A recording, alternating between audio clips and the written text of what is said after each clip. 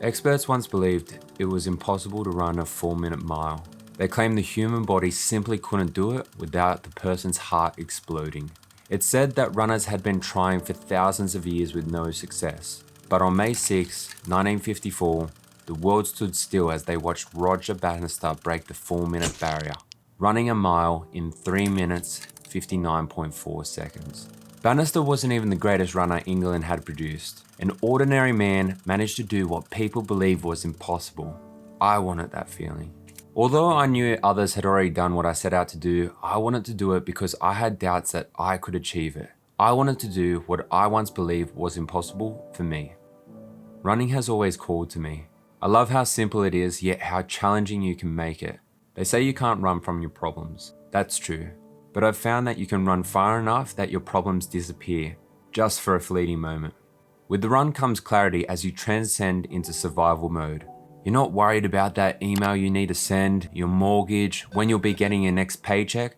You're only focused on taking that next step and breath. We've all experienced a few tough years, but I let mine get the better of me. I've always battled with depression and anxiety, but this time my mental health reached an unmanageable level. I was working from home like most, working full-time for my employer during the day and full-time on my side hustle in the evenings.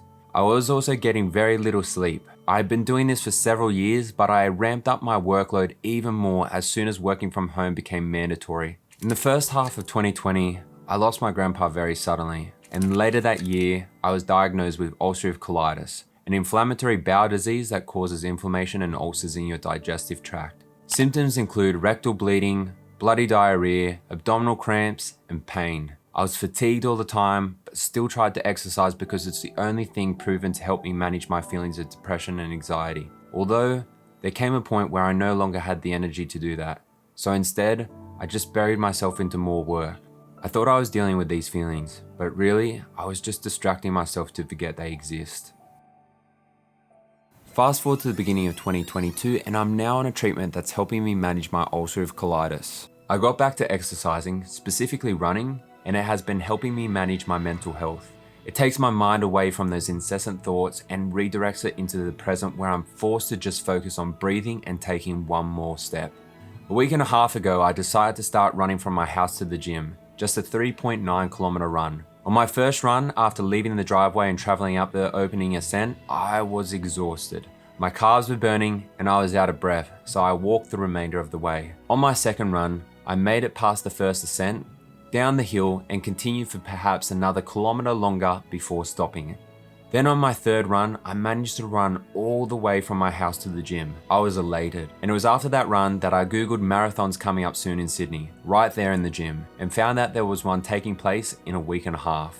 So I messaged my mate Michael to see if he would be keen to do it with me, and to my surprise, he said yes. We signed up that day and there was no backing out.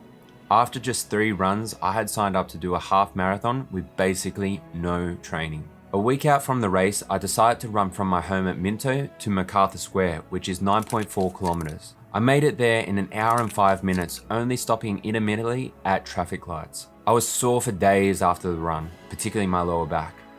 But it was after this run that I decided to set myself the goal of completing the half marathon in under 3 hours. I proceeded to do more preparation for the event, some physical, but mostly mental. Because of my struggles with mental health, I decided to raise money for the Black Dog Institute, and I'm incredibly proud to say that I exceeded my goal. I always love doing things that are meaningful and impactful, so I feel fortunate to be able to share my story, spread awareness, and raise money for this great cause all through one act. Not surprisingly, the day of the event came around quickly. I wish I captured more footage of the run, but I was so focused on getting through it, aka surviving, that I didn't record much. Fortunately, there were some photos taken. This one here is my entry to claim the title of the ridiculously photogenic guy. Looks like I've just gone 10 rounds with Rocky Balboa. This was taken around the 15k mark where my legs had really begun to cramp up. After a burst of running, I would realize how tight my legs had gotten. This was one of those moments I was saying to myself, why did I sign up for this? But now that I've completed it, I don't want to stop. I want to do a full marathon, ultra marathon, half Ironman, full Ironman, and more. I now believe I'm capable of so much more, and I want to find out exactly how much that is. I used to think this was impossible. A month ago, if you'd asked if I could complete a half marathon, I would tell you, no, I can't. I was in the worst state of depression I've ever experienced. I was numb towards life, burnt out, and didn't look forward to the start of any new day. Henry Ford had a saying stating, if you think you can or you think you can't, you're right.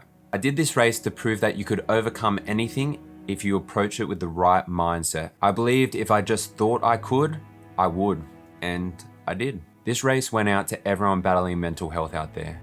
You can get through this. Let's constantly do things that feel impossible.